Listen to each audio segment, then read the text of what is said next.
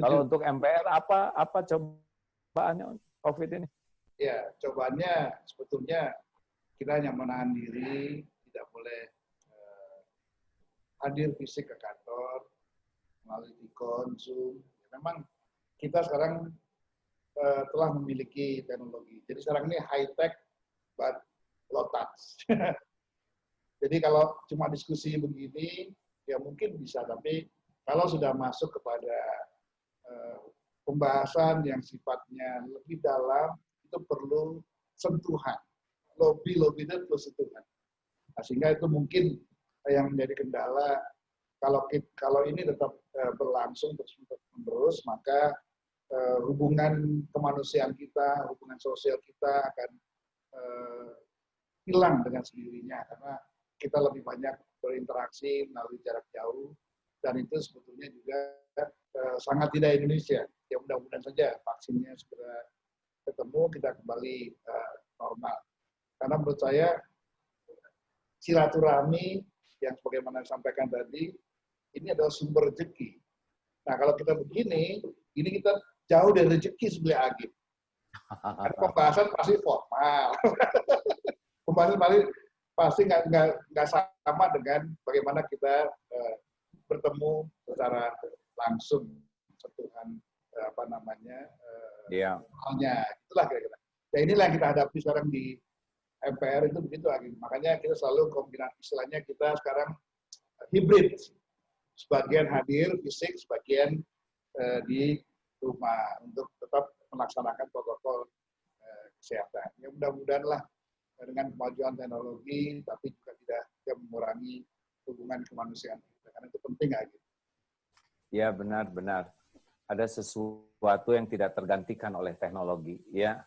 Karena setiap orang tuh punya aura. Nah itu. Betul. Jadi sekarang auranya baru kerekam oleh kamera aja, belum aura yang aslinya. Iya, tapi mudah-mudahan lah. Tapi mungkin wabah ini baru selesai kalau ketemu vaksin, mungkin ya syariatnya begitu? Ya, vaksinnya masih terus-menerus sedang dicari, mudah-mudahan saja mungkin 1 atau 2 tahun depan. Tapi kita kan tidak bisa menunggu, hidup harus terus berjalan. Maka yang dipentingkan adalah sekarang kita menjaga kesehatan kita, menjaga keluarga kita, jangan sampai tertular dengan COVID-19 ini. Dengan tetap patuh kepada himbauan pemerintah, melaksanakan protokol kesehatan. Itu bukan buat siapa-siapa sebetulnya. Pemerintah meminta kita pakai masker, jaga jarak, supaya penyakit di jalanan kalau kita keluar tidak bawa ke rumah, menularkan anak istri kita, ibu kita, adik kita yang di rumah. Jadi tentunya dan juga menjaga agar orang lain tidak tertular oleh kita, kan gitu. Jadi itu menjaga nyawa orang lain juga kalau kita memakai masker.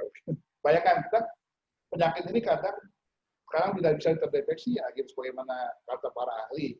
Kita sehat, tapi betul-betul kita bukan COVID, bukan pembawa kuman. Nah, itulah yang dikhawatirkan oleh pemerintah, makanya kita harus pakai masker supaya kalau kita ngomong muncrat nggak kena orang, nggak nular gitu.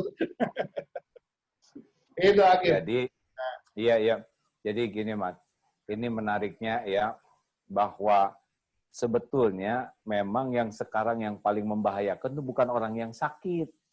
Ya. Nah, itu udah jelas di karantina ya, di sana diisolasi. Yang membahayakan tuh OTG itu. Dia bawa virus, nggak ketahuan, dan jangan-jangan kita juga OTG, benar? Nah, jadi kesadaran itu yang membuat sekarang kita di rumah terus, nggak bisa kemana-mana, karena si OTG ini. Dan masalahnya OTG-nya bisa jadi kita. Ya, makanya banyak orang yang di rumah, nggak kemana-mana, tapi kena. Ya karena ada istrinya, ada anaknya, suaminya, keluar, pulang, ya bawa penyakit. Iya, ini. Tapi karena di pesantren, ya ini juga pesantren belum memulai, Mas. Ya, karena kalau dimulai masih di rumah masing-masing.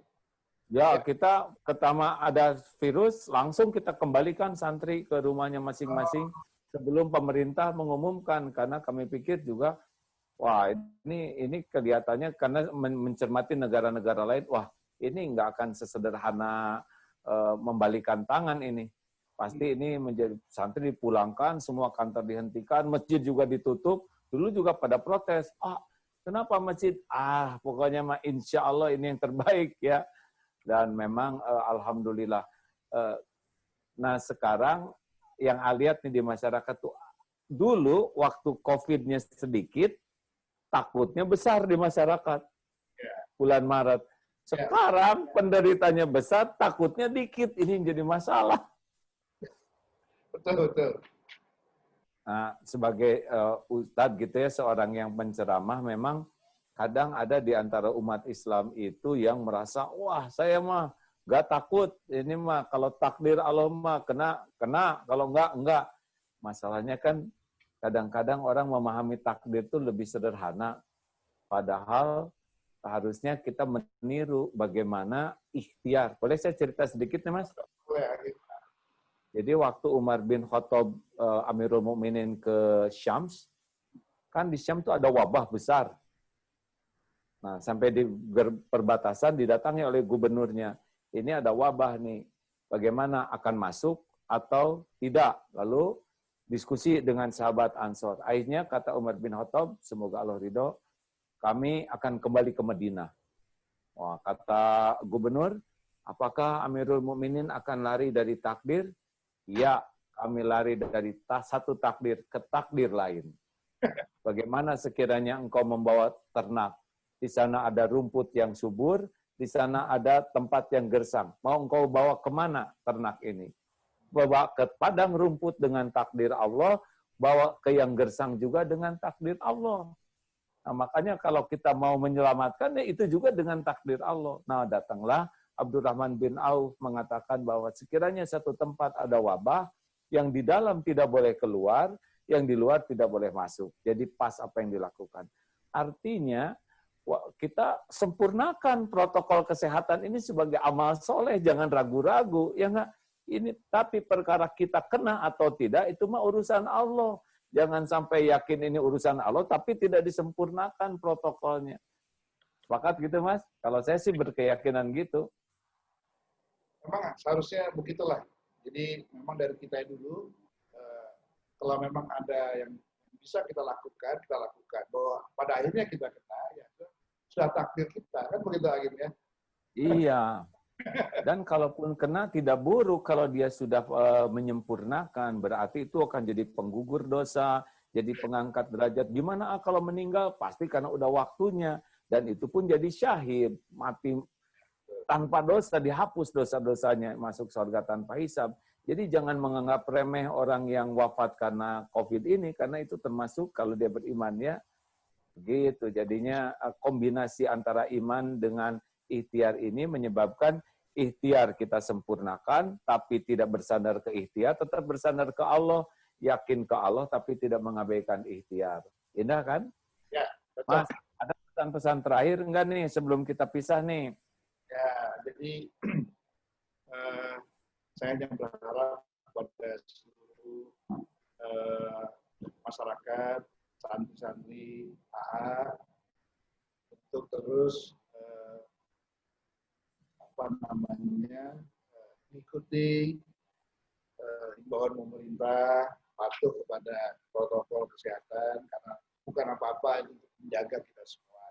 Saya berharap bahwa kita semua sadar dan paham apa yang sedang kita hadapi bersama ini, apa yang sedang dihadapi oleh bangsa ini, dan marilah kita berjuang bersama dengan cara kita masing-masing. Lakukanlah apa yang kita bisa, lakukanlah dengan apa yang kita punya, membantu masyarakat, membantu tetangga kita, jangan sampai ada yang kelaparan. Karena itu, kalau ada tetangga kita yang sampai kelaparan, mati kelaparan apalagi, barangkali Agim lebih paham dari saya, itu dosanya luar biasa. Betul kan, ya? Nah, betul. Jaga betul. Bangun pagi, lihat kanan kiri, ada nggak tetangga kita yang kelaparan? Nah, kalau sampai kelaparan, nah dosalah dia kan gitu. Saya kira itu aja pesan dari saya, Agim. Semoga Masya Allah. kita melewati masa-masa itu dengan baik. Amin ya rabbal alamin. Terima kasih. Jadi Pak Bambang ini menganjurkan gunakan protokol kesehatan dengan maksimal, tapi juga protokol kedermawanan. Ya. Karena kita punya saudara-saudara yang memang oleh Allah diuji dengan keterbatasan dan jadi ladang amal. Ingat ya, kalau kita sedekah, itu menolak bala yang akan menimpa kita. Ditambah lagi protokol doa, karena doa bisa merubah takdir. Dan ada satu lagi, protokol tobat. Karena musibah datang dengan dosa, dan musibah diambil karena tobat. Nah, kalau 4 protokol ini dijadikan TAP MPR, kelihatannya bagus sekali, Mas. Terima kasih, Mas. Masya Allah. Semoga bisa bertugas dengan sangat baik. Memang jabatan MPR tidak lama, tapi pahalanya besar kalau manfaat untuk umat. Tapi dosanya juga besar kalau salah ya. Mudah-mudahan Allah lindungi niatnya, lindungi amalnya, sehingga jabatan ini membawa kemaslahatan yang besar bagi bangsa, bagi masyarakat. Terima kasih sahabat-sahabatku para pendengar dimanapun berada dan yang menyimak pemirsa. Bincang-bincang dengan Ketua MPR sudah kita jalankan. Makasih, Mas. Salam untuk keluarga dan anggota MPR lainnya. Ucapkan hamdalah, alhamdulillahirabbil alamin. Assalamualaikum warahmatullahi wabarakatuh. Waalaikumsalam.